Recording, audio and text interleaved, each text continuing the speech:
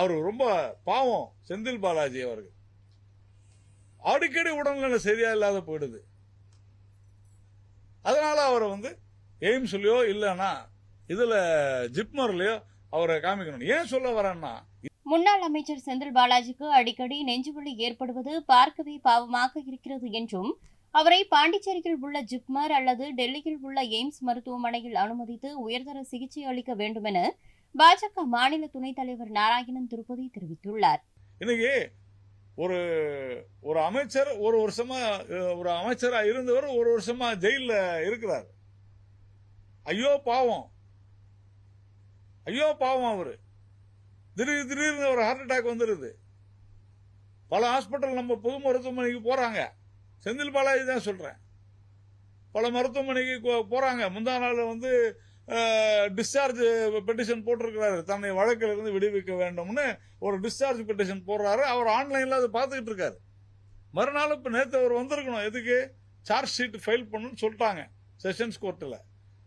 ஆனால் அவருக்கு மறுபடியும் நெஞ்சுவலி வந்துருச்சு.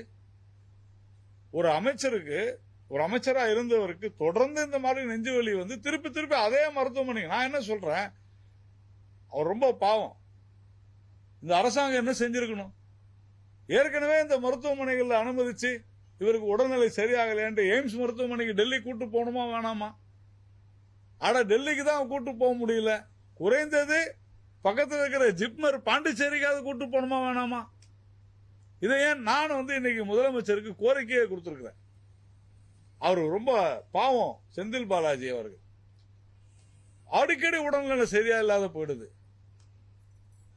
அதனால அவரை எய்ம்ஸ்லயோ இல்லைன்னா இதுல ஜிப்மர்லயோ அவரை காமிக்கணும். ஏன் சொல்ல வரேன்னா, எவ்வளவு பேசினாங்க, நீதிமன்றத்துக்கு விட்டோம்.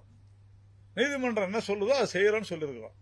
ஆனால் இன்னைக்கு தமிழ்நாட்டில் தொடர்ந்து நீட்டை தவிர வேற எதை பத்தியும் நாங்க பேச மாட்டோம்.